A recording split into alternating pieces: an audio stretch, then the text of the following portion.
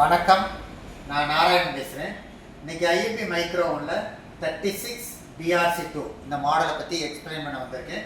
36ங்கிறப்போ 36 litre, பீனா black colour, ஆர்னா rotisserie, சீனா கன்வெக்ஷன் 2வது சீரீஸ்.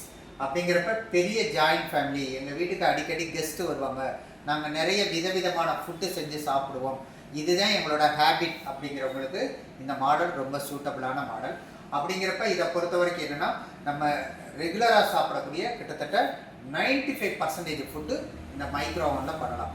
இதில் வந்து 4 டைப்பான ஃபுட்டு பண்ணலாம். அப்படிங்கிறப்ப இதில் சோலோ, கிரில்லு, கன்வெக்ஷன், ரோட்டிசரி அப்படி 4 டைப்பாக வரும். அப்படிங்கிறப்ப சோலோங்கிறப்ப ரைஸ் ஐட்டம் பண்ணிக்கலாம். அதுக்கடுத்து வெரைட்டி ரைஸுன்னு வர்றப்ப vegetable rice, coconut rice, vegetable pulao, அதே மாதிரி chicken, mutton, fish, biryani item பண்ணிக்கலாம். எல்லா காய்கறிகளும் வேக வச்சுக்கலாம், எல்லா கீரைகளும் வேக வச்சுக்கலாம். அதுக்கடுத்து ரசம் பண்ணிக்கலாம், sambar, chicken, mutton, fish, gravy பண்ணிக்கலாம். அதுக்கடுத்து அல்வா பண்ணிக்கலாம், கேசரி பண்ணிக்கலாம், பொங்கல் பண்ணிக்கலாம். அதுக்கடுத்து இட்லி, இடியாப்பம், புட்டு, கொலக்கட்டை பண்ணிக்கலாம். அதுக்கடுத்து coffee, tea, milk, soup item பண்ணிக்கலாம். ஆச்சரியமாக இருக்குல்ல?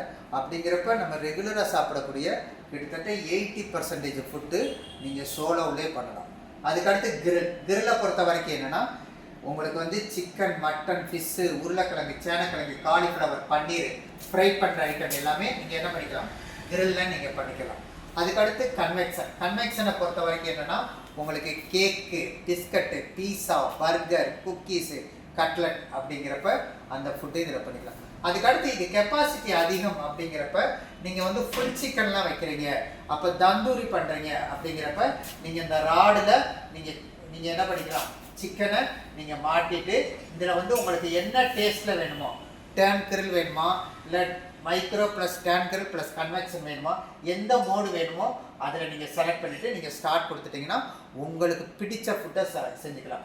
இதை பொறுத்த வரைக்கும் நீங்கள் ஃபுல் சிக்கன் அப்படிங்கிறப்ப 800 கிராம்ஸ் வச்சுக்கலாம்.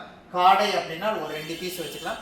மீடியமான பீஸ் அப்படின்னா ஒரு 2-3 பீஸ் நீங்கள் வச்சுக்கலாம். அப்படிங்கிறப்ப இதை பொறுத்த வரைக்கும் தந்தூரி ஐட்டமும் பண்ணிக்கலாம். அப்படிங்கிறப்ப இது முழுக்க என்னன்னு கேட்டிங்கன்னா 150 ஆட்டோ குக் மெனுவில் கொடுக்கப்பட்டது.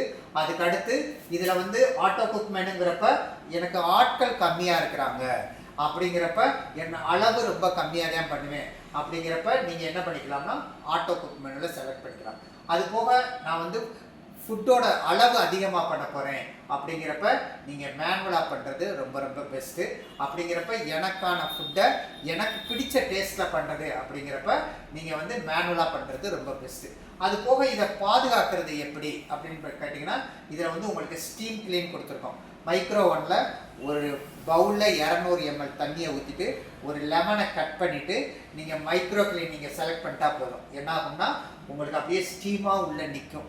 ஒரு 10 நிமிஷம் கழிச்சு ஒரு 10 நிமிஷம் கழித்து ஒரு கிளாத்தை வச்சு நீங்கள் தொடச்சிட்டிங்கன்னா உள்ளே இருக்கிற அந்த எண்ணெய் பிசுக்கு, அந்த கரையெல்லாம் ரிமூவ் ஆகிடும். அதுக்கடுத்து நான் நிறைய நான்வெஜ் பண்ணிட்டேன், எனக்கு வந்து சுமலை மட்டும் வெளியேற்றிட்டா அடுத்து நான் வந்து நிறைய ஸ்வீட் ஐட்டம் பண்ண போகிறேன் அப்படின்னா நீங்கள் டியோடைசர் பண்ணிக்கலாம்.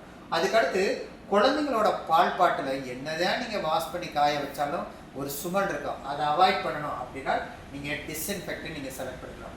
அதுக்கடுத்து பாலை உர ஊற்றி வைக்கிறீங்க, 1 மணி நேரத்தில் உங்களை பாலை புளிக்க வைக்கலாம். அப்படிங்கிறப்ப அது ஃபெர்மெண்டேஷன் கொடுத்துருப்போம்.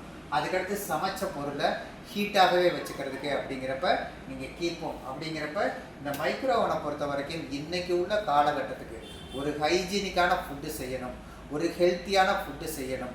அதே மாதிரி கிச்சன் வந்து சுமார்ட்டாக இருக்கணும்.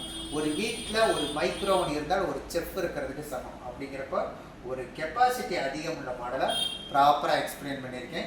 அது போக இதோட வாரண்ட்டி அப்படிங்கிறப்ப உங்களுக்கு 1 இயர் வந்து ஃபுல் வாரண்ட்டி வரும். மேக்னட்ரானுக்கு வந்து 3 இயர்ஸ் வாரண்ட்டி வரும். அதுக்கடுத்து கேவிட்டிக்கு வந்து 3 இயர்ஸ் வாரண்ட்டி வரும். அதுக்கு அடுத்த விஷயம் ஸ்பேர் சப்போர்ட் அப்படிங்கிறப்ப 6 இயர்ஸ். அப்படிங்கிறப்ப உங்களுக்கு வந்து உண்மையிலே இந்த மைக்ரோ ஓவன் வாங்குறப்ப நிறைய ஃபுட்டு நமக்கு பிடிச்சதை செஞ்சு சாப்பிட்டுக்கலாம் அப்படிங்கிற விஷயத்த ப்ராப்பராக எக்ஸ்பிளைன் பண்ணியிருக்கேன். நன்றி.